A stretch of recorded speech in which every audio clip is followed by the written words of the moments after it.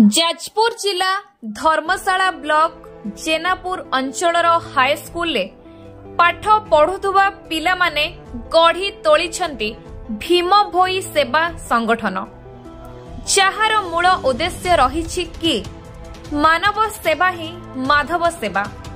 विभिन्न गाँ गाँ बुली पिला माने सुखिला खाद्य सहित शीत वस्त्र प्रदान सहित वृक्षरोपण पानीय जल बंटन मठ मंदिर गुड़िको सफाई करने सहित आगामी दिन में एहिभली कार्यक्रम जारी रहिबो बोली निष्पत्ति नेइछंती। पिलामाने स्कूल आसिला बेलकु घरे जो पैसा दियंती तांको टिफिन आउ पॉकेट खर्चरु संचय करी स्कूल छुट्टी रे सेवामूलक कार्य लगांती।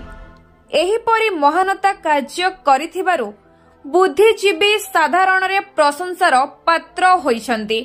सेवा कार्य रे शामिल हेबा पई अनुरोध करिबा सहित साहाय्य सहयोग करिबाकू विक्त विशेष आह्वान करुछंती। जाजपुर धर्मशाला प्रशांत बारिक को रिपोर्ट प्रयाग खबर। संगठन जो गढ़ी तोलिज ये केमिति कौन मन को आसला उद्देश्य कौन रखी गढ़ी तोलिल? नहीं उद्देश्य तो आमर अनेक बहुत अच्छी किंतु उद्देश्य को पूर्ण करने आम ये संगठन टाक सृष्टि करचु।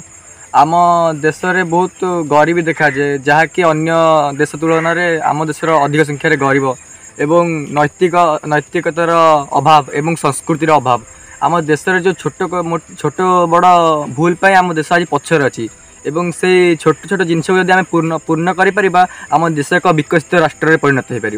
तेणु आम आज आम छोट बयस आम छोट प्रयास करचु। ये छोट प्रयास को दिने बड़ आकार आम बड़ हो एक बड़ आकार परिणत करने चेष्टा करचु। तेणु आम प्रथमे गरीबता को किपरि दूरीकरण करूँ तापर प्रयास चलैछु। कारण समाज हूँ एक मंदिर एवं जनता हूँ एठारे देवता से जनता सेवा ही प्रकृत देवता सेवा। यही लक्ष्य नहीं कि आम एबे किछि सेवा मनोवृत्ति रे चली अछु। भीम भोई सेवा संगठन रखिल माने कमती मन को छुईला भीम भोई नाम डी बा नामकरण करिछ? हाँ आमे तो बही रे पढ़िथिलु भीम भोई एक व्याख्यान थिला जे मो जीवन पछे नरके पड़ी थाउ जगत उद्धार हेउ। मो जीवन पछे नरके पड़ी थाउ नरकरे पड़ू किंतु जगत उद्धार हेउ। मो जीवन प्रति जेते विपद आसु पछे किंतु जगत पाई मु किछि हित कल्याण कर दे जाए। कारण ए मानव जीवन केवल हास्य रस पाई हेनी कि केवल मधुरता रे कटई दे कि जे पाई आमे जन्म होइछि माने जीवन रो मूल्य कौन मानव जीवन मूल्यबोधटा बुझिबा एवं ए मूल्यबोध को आम किसी कार्य परिणत करके आम जीवन ऋण को मानव जीवन ऋण को सुझिकी जीवा एवं यही मानव जीवन पे आम किसी करके जीवा। कौन कौन लोक साहाय्य सहयोग कर?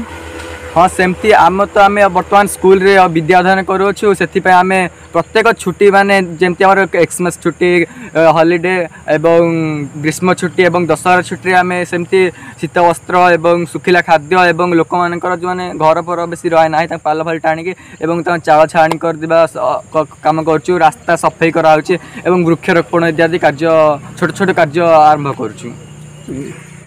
आपण नाडी? सानू मल्लिक। सानू मल्लिक को क्लास रे पढुचंदी? दशम क्लास रे पढुचंदी। आपण जो सेवा संगठन टी खोलचंदी सेतिरे केते छात्र छात्री अछंदी बा समस्त कोन नवम दशम रे पढुचंदी? आज्ञा 75 वाले छुआ अछंदी। केवल नवम दशम रे पढुचंदी? आज्ञा एबळी स्कूल क्षेत्र रे बा स्कूल आपण निजे गोटे छात्र हेइबा छात्र है कि केमिति एभଳି भाबे माने गोटे मन सदृढ़ रखिलो बा सेवा करिवार कार्य पई निष्पत्ति नेलो? कारण माने छोट माने हम छोट छुआ छोट बेलू आम ये कम करने को आगे नेबा चाहूँ।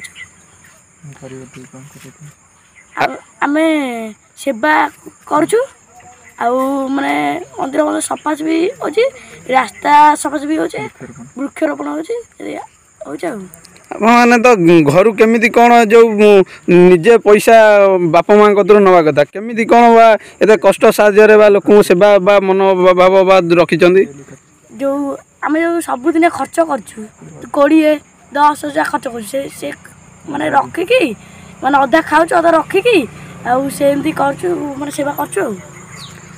आ कौन आगामी दिन में कौन कौन सेवा कार्य करने को इच्छा प्रकाश कर आगामी पर्यायर कौन कौन करेंगे भाभी वृक्षरोपण करूँ आउ मंदिर सफासफी करूँ आउ शीत वस्त्र तो आम बांटुचु आउ शुखला जिनस कि दिया खाद्य दिया।